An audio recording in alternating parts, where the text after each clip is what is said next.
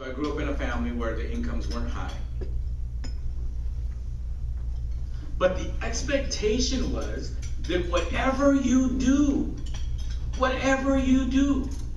you do the best job you can. And so there I am, growing up in a house of 11 brothers and sisters. I'm the youngest. And luckily my brother did a great job of getting to UCLA and getting his engineering degree. And my sisters went off to CSUN to become teachers. And I followed my brother to UC Santa Barbara where he got his engineering degree, and that's where I got mine. So I had some examples, thank God, to look toward. Even though in the community that I grew up in, to this day, only 4 out of 100 people who become adults end up going to and completing a degree at a 4-year institution, right here in the San Fernando Valley, right there in Pacoima. So I was very lucky that the Cárdenas kids defied those odds. And I'm very proud to say, coincidentally, here we are at a business meeting. And this Sunday, once again, $100,000 is going to be given to kids right here in the San Fernando Valley so that they can go to college and they can defy the odds. And the odd thing about it is, the name of the foundation is not named after American citizens. It's not named after people with college degrees. It's named after Andrés and Maria Cárdenas, who came from Jalisco, Mexico, to start a new life, and they only went to the 1st and 2nd grade. Don't you love this country? This is, with all due respect to Airbus, this is the greatest country on earth.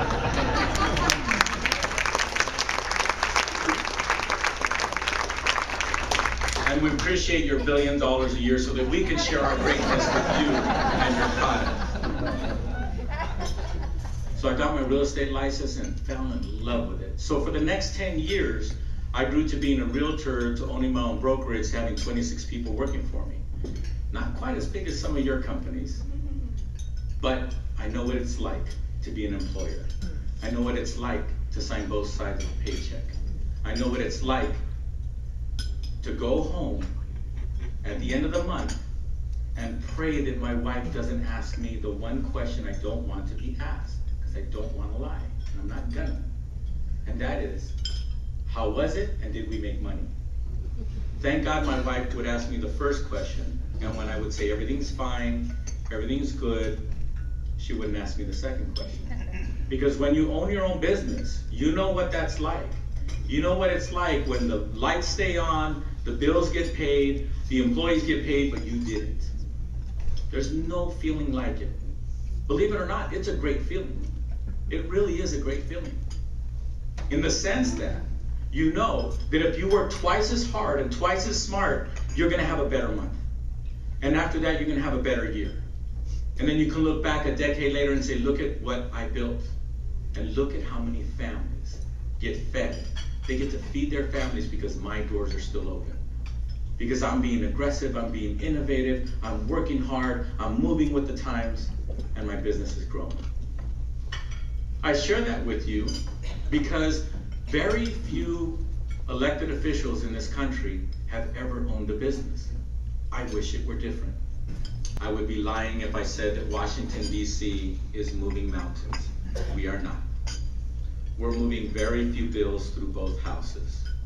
It passes through one house, it doesn't even get to the floor in the other house. It's very stagnant, and I think it's hurting America.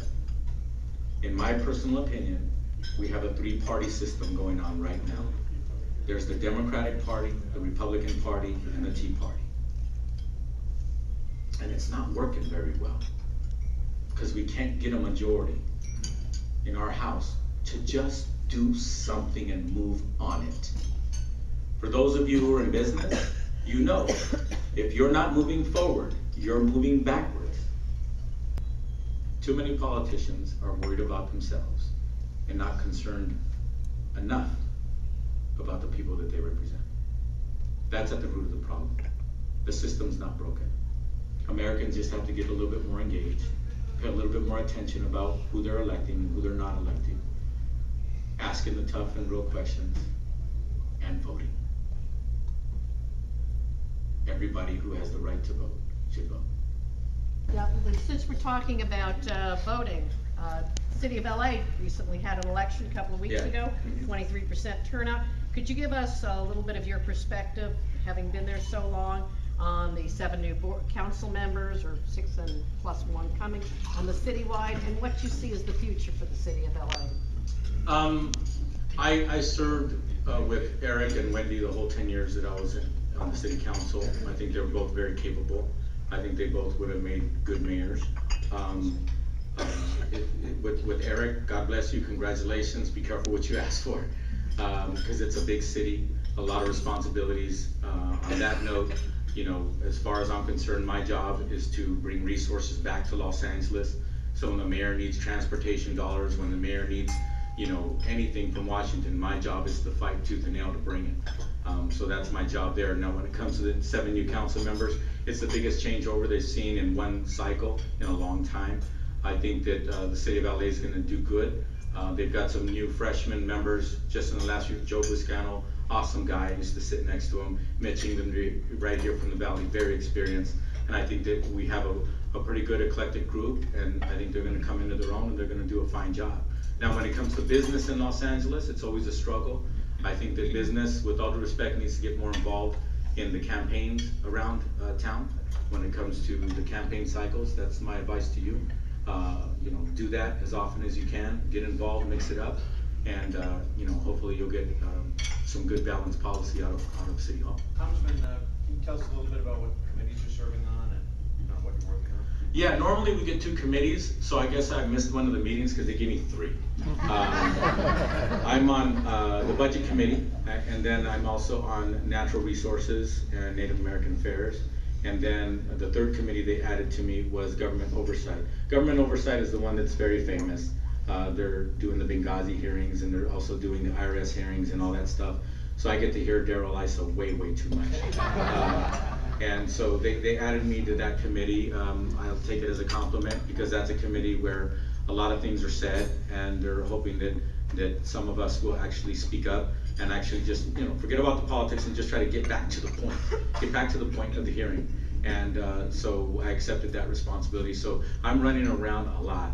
So if any of you come to Washington, I welcome you coming to my office. You may have to meet me outside of a committee hearing, because I'm constantly being pulled. I'm actually double and triple committed on any given day on Tuesdays and Wednesdays. Sometimes I have to start in one committee, go to another one. My staff calls me back to this committee, and they're not all in the same building. So it's good for my workout.